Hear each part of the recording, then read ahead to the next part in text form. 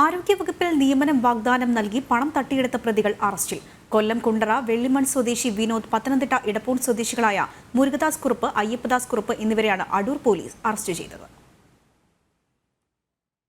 ആരോഗ്യവകുപ്പിൽ നിയമനം വാഗ്ദാനം ചെയ്ത് അടൂർ സ്വദേശിനിയായ യുവതിയെ കബളിപ്പിച്ചെന്നാണ് കേസ്. കൊല്ലം കുണ്ടറ വെള്ളിമൺ സ്വദേശി വിനോദ് യുവതിയിൽ നിന്നും 9 ലക്ഷം രൂപ തട്ടിയെടുത്തു. യുവതിയുടെ ബന്ധുവിനെയും സമാനമായ രീതിയിൽ തട്ടിപ്പ് നടത്തി 10 ലക്ഷം രൂപ ഇയാൾ തട്ടിയെടുത്തു. വിനോദിന്റെ സുഹൃത്തുക്കളും പത്തനംതിട്ട ഇടപ്പോൺ സ്വദേശികളും സഹോദരങ്ങളുമായ മുരുകദാസ്, സഹോദരൻ അയ്യപ്പദാസ് എന്നിവരാണ് മറ്റു പ്രതികൾ. യുവതിയിൽ നിന്നും പണം തട്ടിയെടുത്ത ശേഷം വ്യാജ നിയമന ഉത്തരവും നൽകിയിരുന്നു.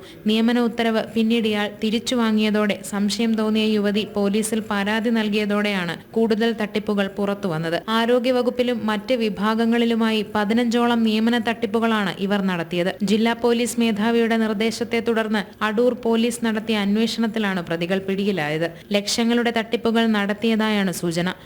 ജനം, പത്തനംതിട്ട.